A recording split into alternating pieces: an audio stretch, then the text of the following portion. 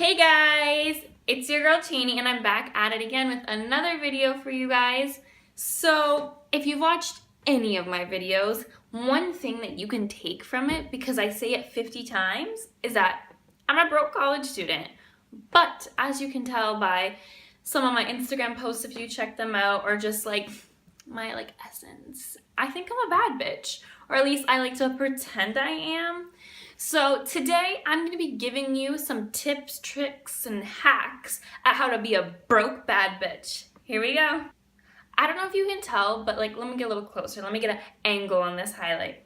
Ba-bam. I'm literally living for it. I didn't even pack it on that heavy today because I did go to school and I just had a day, you know? So I didn't go too eccentric, but sometimes I do. So the first tip is about getting your highlight as poppin' as possible. I know that there's amazing highlighters, pigments, everything that people use, but this step will not fail. You can use the cheapest dollar store highlighter, and this tip will make your highlighter look amazing. Like it's a $50 highlighter. I don't even know. Even if you have a $50 highlighter, this will make it even look even better. Okay, so this is what you have to do. You need to get either Vaseline or chapstick. I don't have Vaseline, so I use chapstick. I put it on my face after I've done my powder and everything. I know you're not supposed to do that, but you know, your girl does not care. So I put the Vaseline or the chapstick, not like a scented one or anything, just like the Nivea one. And I put it on my cheeks and I just rub it in with my beauty blender or my fingers, and then I'll put the highlighter on top over it so that it really attaches to it and it'll be there all day. It does not come off until you want it to come off, and your highlight will be popping, it'll be super pigmented, and it'll look amazing. Second hack is something that I've been doing for quite a while. I think before even the eyebrow game was a thing. I did this even when I didn't color my eyebrows in. And what that is I would take, oh my god, I keep dropping this phone. I would take a spoolie or that type of eyebrow brush or something along those lines and spray hairspray on it and then comb my brow lashes, and that's a substitute for brow gel that can range anywhere from $15 to $40-$30, and you already have hairspray probably at your house. If not, you can buy hairspray at the dollar store, and there you go, DIY brow gel.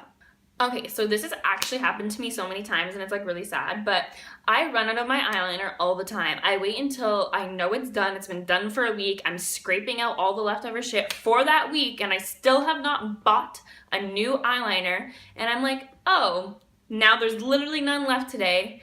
What am I gonna do?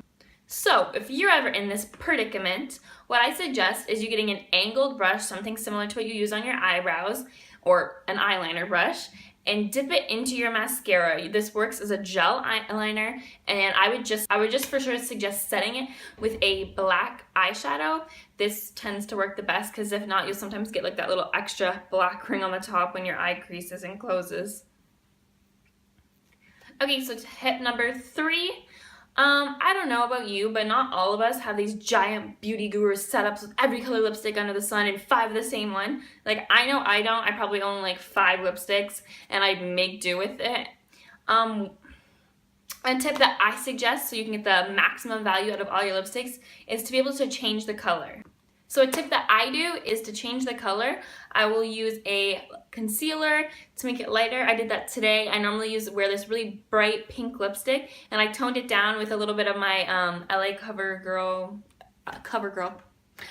Girl Cosmetics, the concealer. I use that to tone this one down to make it a little bit lighter, and I love it because you can get so many shades out of just one lipstick. You can add a brown color to make it kind of more neutrally, and it's a really good little hack so that you can get a million colors out of one lipstick. Okay, so the next tip is something that I always do, and if I'm getting ready with my friends, they kind of look at me a little weird when I do it, but you know, your girl's gotta do what she's gotta do. I have $9 in my bank account, and no way I'm spending money on unnecessary shit. So for me, as you can tell right now, my hair is a little hella frizzy, and even when I straighten it, I still get kind of dry ends that look very frizzy. A lot of people would just use some kind of oil, hair oil, cocoa butter, cocoa oil, whatever, something like that on their hair. Well, I don't have any of those things, but I do have like a face lotion, body lotion, etc. And I'll just put a little bit of that into my hands and work it into the ends to keep it looking more smooth and put together. And I recommend this highly. So another tip that, like, I feel a lot of people will be like, this isn't hygienic, but like, you know, don't do it if you don't want to. No one's putting a gun to your head here. All right, buddy?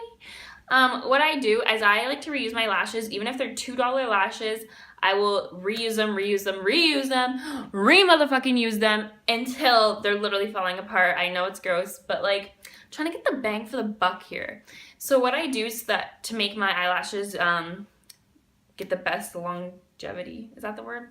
I don't know. Anyway, to just like be able to use them for the longest amount of time, when I take them off, I will soak them in some kind of like cleansing water, rose water, makeup removing water, but not makeup remover. Nothing oily, just like a type of water that is meant for cleansing or taking off your makeup.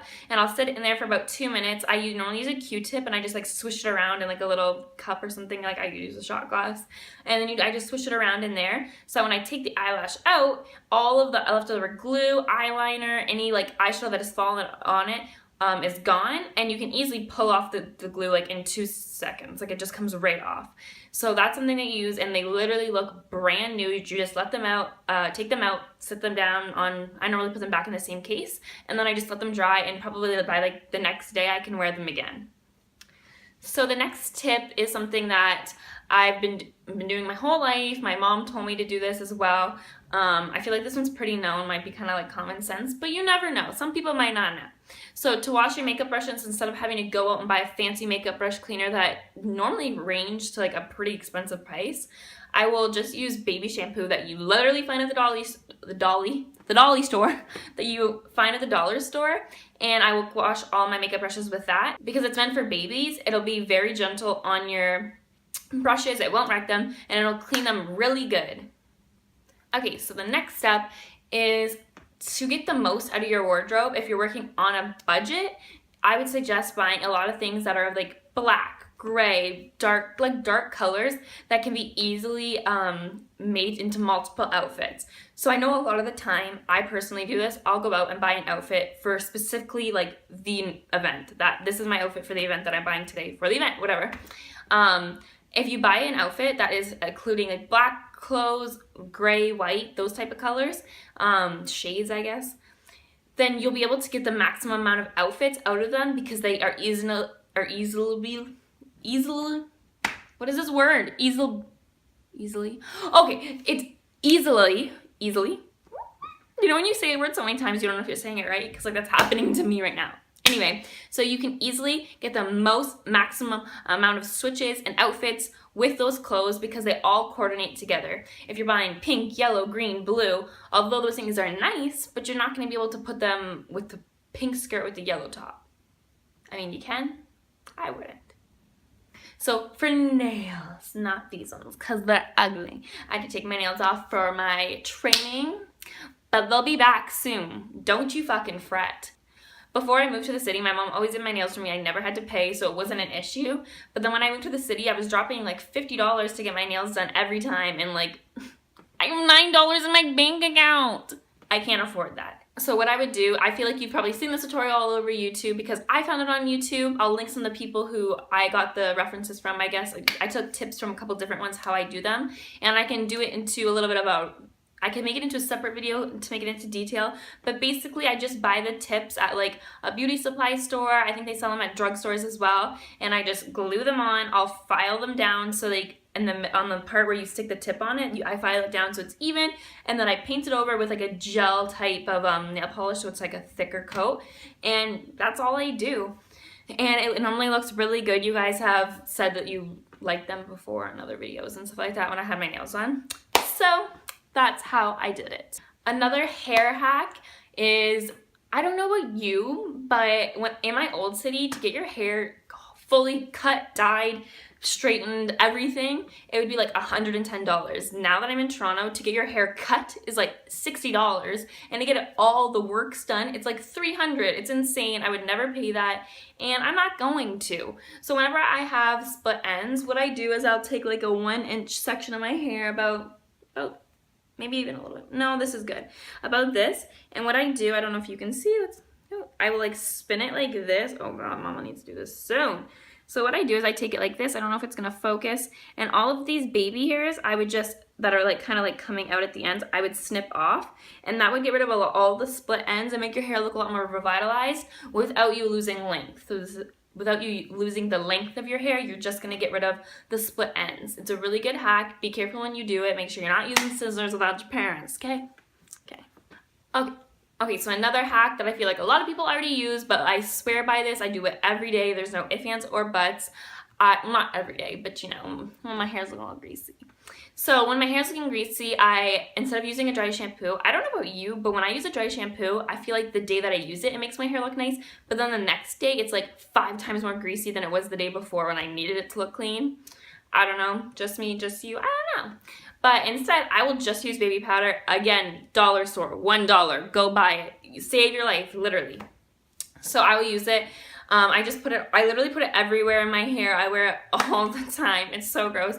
I try not to wash my hair because my hair is already super dry. Oh, I try not to wash my hair.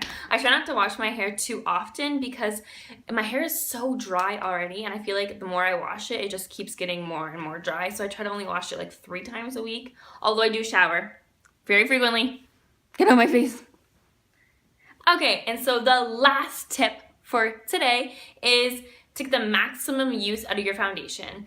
I know it sucks for me if I actually invest my money into a good, expensive foundation. If I decide to spray tan, or I was tan and now I'm not tan, and then I can't use that color anymore, instead of buying those like little drops, I think they have drops that you can change the foundation to your color, but those are individually like $40. I'll just take a concealer that I already have to lighten the foundation, and I will mix it like on my hand or on a like something that I have. I'll mix the colors to get the color that I need because I already have both of those products, so why would I go and buy something else? And just vice versa, you can use a darker contour cream color to mix in with your foundation if you're looking for a little bit of a dark color. Or darker color. If you're tan, you went spray tanning, something like that. And for the most part, it does work for me. I know there'll be some cases that it doesn't work, but this works for me. Thanks guys for watching my video, and I hope I helped you find a couple hacks, things that you'll try out to be a glam bad bitch on a budget. So if you guys have any tips that I didn't mention, feel free to comment them down below. I'd love to try them out. And if you want another video like this, I have so many more tips. Like, I am the brokest bitch, and I have the most glam tips. So let me know, guys, and I hope you have a great day. Subscribe!